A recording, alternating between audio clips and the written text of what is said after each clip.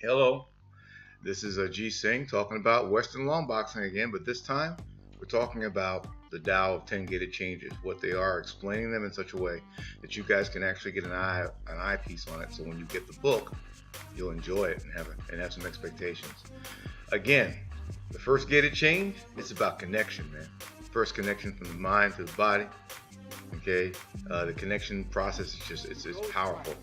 It's teaching you how to connect with things, not just yourself inside, but other things. You do it through Tai Chi push hands movements that you see here. You do it through the hands and feet arriving together with another individual. The idea of practicing your martial science through this connection is important because we're at our best when we're at our worst. And because of this, we can learn a lot through mistakes. Pain teaches. The flow that we talk about has to reflect what it is you're doing. Martial or combative sciences must be in shadow boxing the same as they are in applied application of function. This is important. And not just unarmed, but armed. Tai Chi does this in such a way that it allows for the learning of the weapon after you learn the form. But that may not be expedient nor be effective with regard to your needs. You got to learn the weapon too. And as you can see with this next video, okay, the person who's actually practicing, they're learning how to actually use a weapon in their hands. They connect to it. The weapon flows from their core. And all the principles of Tai Chi, all the principles of Tai Chi and Western boxing are all applied in this. It's a wonderful thing to watch. The second gated change, man, that's about Vedic posture and breathing. What is Vedic posture and breathing all about? Well, besides the stuff you're about ready to read, what it really is about for the martial science aspect, it's about, and also for the energetic aspect, it's about feeding and strengthening your Yin Motility Vessel pathway, meridian pathway. And this is going to help you stop or at least resist incoming forces externally and internally that can harm you. You're accessing also the parasympathetic nervous system and also the reticular activating system. The parasympathetic nervous system deals with your stomach, your second brain, and your digestion. Being able to do that allows you to get neutrino flow and to also your second brain working properly so that you can actually get stronger as you train. Your reticular activating system connects your brain pan or your brain pie, mud pie in your brain, okay, to your thalamus. And that allows a stronger enhancement from that to your breath, which is the medulla oblongata. With all the strengthening there, you're going to be able to reach hypergamma and delta, a lot easier states of mind. This, of course, is pugilism. Now, pugilism is the bomb, okay? Pugilism is that stuff that really catches your eye, the impressive stuff. And there's lots of ways of doing it. My ways are different than most, but you have to train something like this to do it right. And I figure if the guys in 72 Arts of Shaolin practiced it every day, it must be something that I could practice too, even though I'm a Western boxer. Pugilism is the ability to give and take punishment through striking and through grappling without succumbing to or sustaining a serious injury that cannot be healed. Pugilism and pranayama go together very well along with form when you're training for the real deal. Again, we're not trying to defeat the opponent that we can beat. We're trying to defeat the opponent we cannot beat, starting from within and then without. Mike Tyson says it best, okay? He starts out in fear. He trains in fear. He thinks the guy can beat him. He knows he can. And that's why he trains so hard. He trains so hard that he actually trains himself out of fear. Posture and using the wooden dummy, brass rings, heavy bags, tires, all these things help an individual build not only physically and not only mentally, but emotionally, okay, to get the content that they require to know that they can handle most situations that they believe they're afraid of. Pugilism, again, gives you the ability to actually extend your pranayama, extend your Vedic powers. The fourth gated change, Taoist stilling meditation. Hey, I believe the same. You always connect. Everything flows together, and the breathing, which may not be 8-pass breathing like you're doing here. 8-pass breathing is breathing that goes to the whole body. It's more of a macrocosmic breathing technique. Some people believe macrocosmic breathing is something other than an actual physical thing or a kinetic thing. It really is. It's a mental and kinetic, cognitive and kinetic thing that can affect you physiologically. The boating balls, okay, rolling them while you go through the teacup, all that stuff's high speed while you're in a sauna. Awesome stuff. And of course, this is Taoist stuff. This is not Vedic. This is Taoist work. Okay, standing postures. Okay, and then squatting postures, all the same. Your ability to do Li Ching Yi's seated brocade, okay, or the seated brocade that is for Qigong, doing that and working it. Okay, all this stuff is important and gives longevity. Taoist, Vedic, Taoist breathing regimens and postures give longevity, give strength and longevity, the ability to regenerate stronger. Okay, in this posture you see here, being able to stay there obviously shows strength, but also opens up the spiritual pathway in your back and your gua, which is your hips, allowing for a good blood flow through all the meridians as they meet through the conception vessel. Awesome stuff that you're looking at. And of course, I believe in going low and going high and having something in my hands when I do standing meditation or standing stilling meditation. Here we're going to moving meditations, okay? Vinyasa yoga.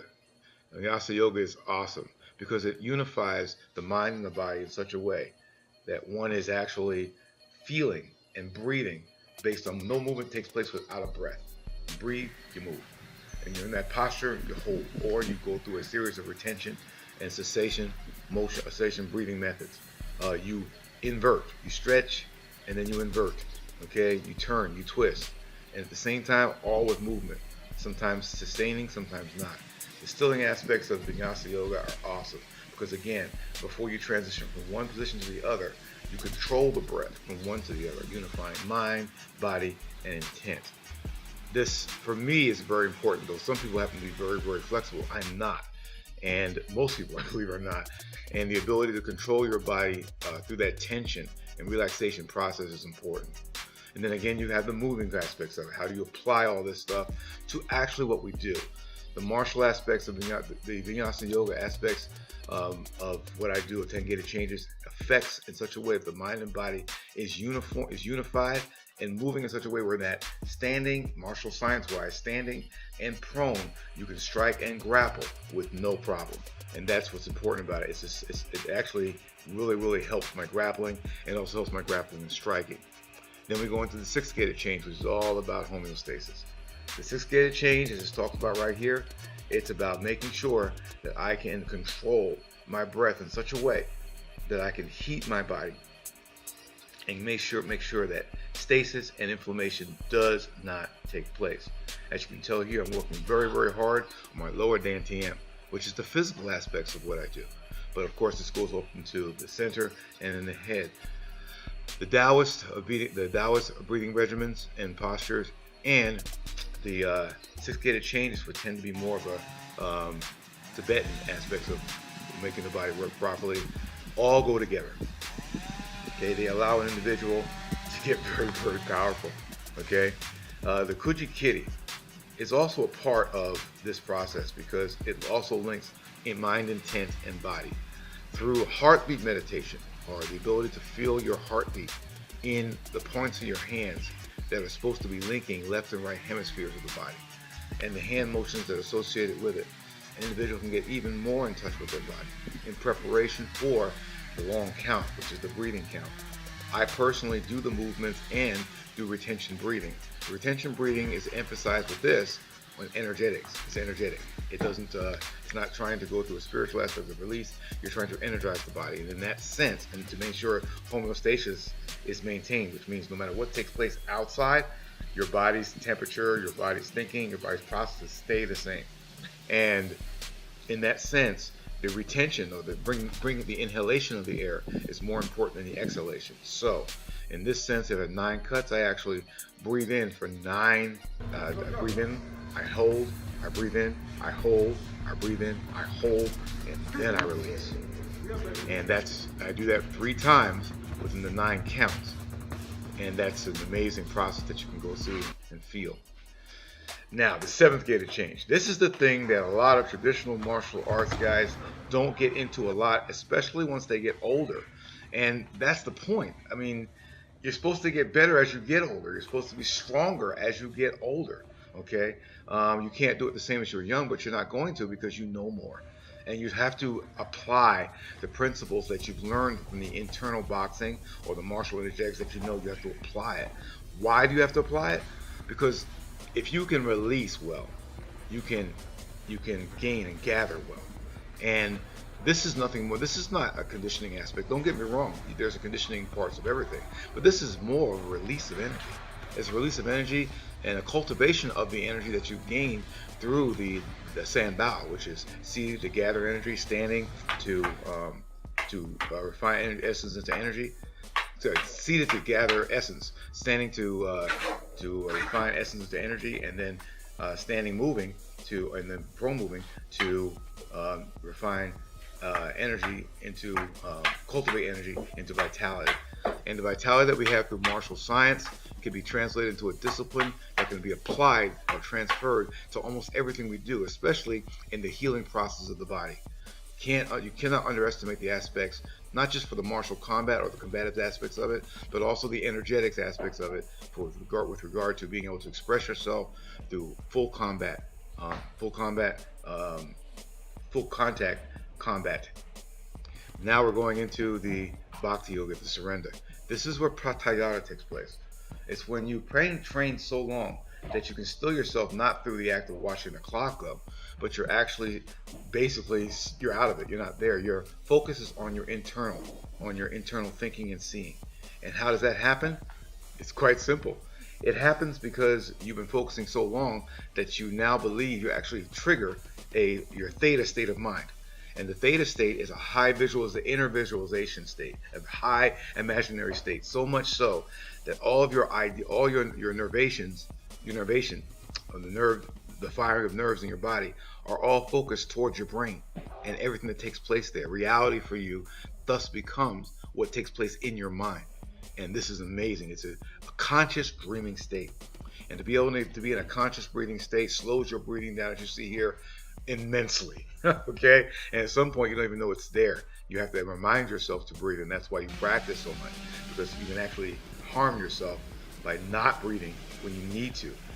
They call this the little death. Some people call it the little death, and it really is. Once this is done, though, you can go to the places that you are said to go to when the body no longer functions. One of the greatest gifts that we have is to be able to alleviate the fear of death. And the harana, or the state of traveling to far country, is a privilege. It's a privilege that is earned through the practice of the many practices that you see in the 10 gated changes. To be able to do this, you'll be able to travel the astral, the causal, the ethereal, the mental, and the God plane of Nirankar, formlessness, not meaning that there's no form. It means that all form can be one form. And this takes place, the whole process, especially here, when one believes, one understands that there is no duality. There's only a unification of thoughts, only aspects by perception of change. Everything is one. Everything is connected. And this is a process that you will learn and practice the entire life.